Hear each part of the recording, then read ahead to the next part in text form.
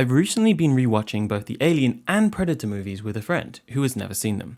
And when we got to Alien vs. Predator and its sequel Requiem, I was asked, why wasn't there a third in the trilogy? Why? Why? Not being the biggest fan of the AVPs, I've always put this down to the lackluster outing of Requiem, its poor returns, lighting reminiscent of the Battle of Winterfell, and an overuse of callbacks, to name but a few. Run! Go! Get to the chopper! But after doing some digging, I found evidence that there was at least a conversation and some ideas being thrown around for a third movie. This is the story of Alien vs. Predator 3, the Liam O'Donnell treatment.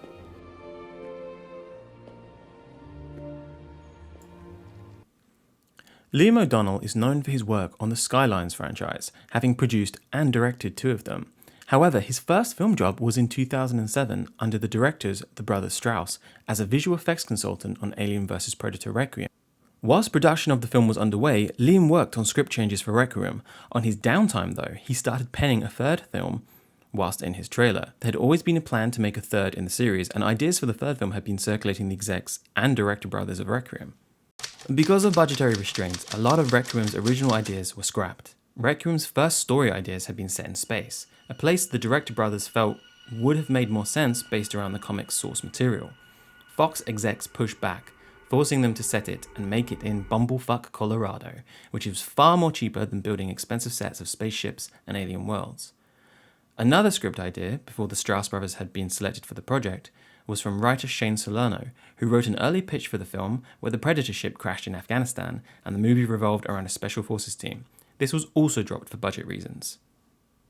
The Strauss brothers, O'Donnell and others threw around ideas for a possible sequel, and some of these revolved around a more exotic location, a king alien, and even dinosaur-sized aliens on an alien planet. The AVP, Predator and Alien games have always been quite inventive with new species of aliens, and several of these have come into canon. A king alien would be a end movie boss threat, much like the Queen from Aliens Resurrection and AVP. The idea of dinosaur mixed aliens also fed into the king, but evolved from Marvel Phase 1 and the new use of end credit sequences.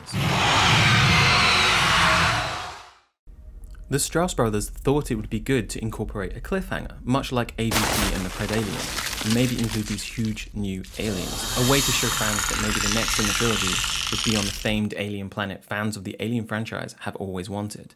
Strauss's plan would be for Predators to be trying to capture these huge aliens for big game.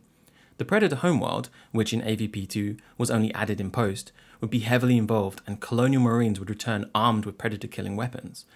Ultimately, none of these ideas would come to fruition, but the closest we got to a complete story idea, had Requiem been successful at the box office and the Strausses continued with the franchise, would have been with O'Donnell's.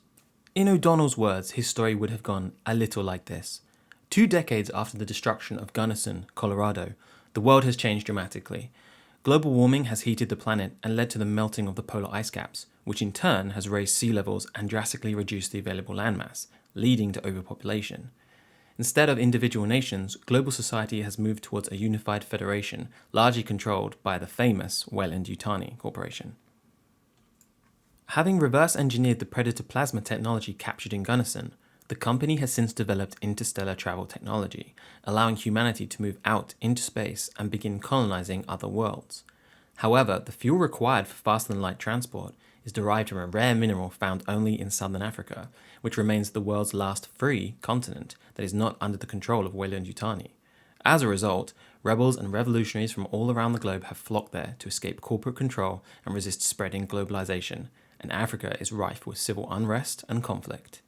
Into this arena, a ragtag band of reluctant heroes are introduced, a native South African tribal chief named Kemba, a United Nations peacekeeper named Rena, and a rebel leader from the former United Kingdom named Devlin.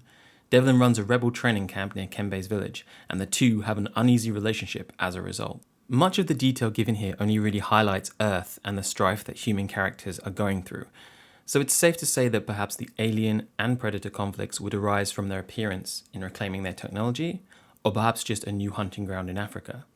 O'Donnell also mentions that he would have liked to see jungle battles, big cats, and the Serengeti.